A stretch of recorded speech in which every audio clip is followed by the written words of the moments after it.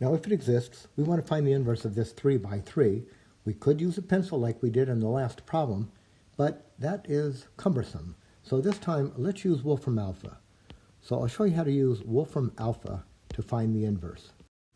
So we go to Wolfram Alpha, right? Now, Wolfram Alpha is right here, www.wolframalpha.com.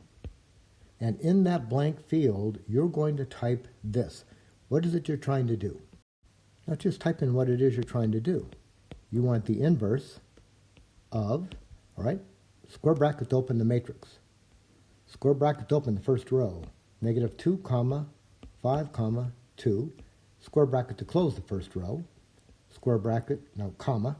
Square bracket to open the second row. 1, comma, negative 3, comma, negative 1.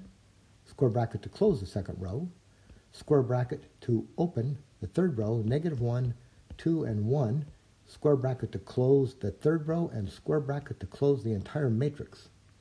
So I did just that. I typed in the matrix, I typed in inverse of, and I typed in my matrix, and I got, all right, it thought for a minute, is this what you want, the inverse of that? Yes. And here's the result. It says this matrix is singular. Now, a matrix is singular means that this matrix does not have an inverse. All right, there's no inverse to this. It does not have an inverse.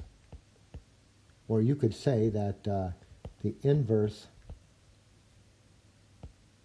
does not exist.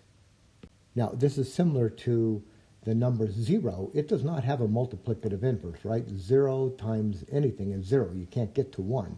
So some matrices have inverses, like we did in number 3, but this matrix has no inverse.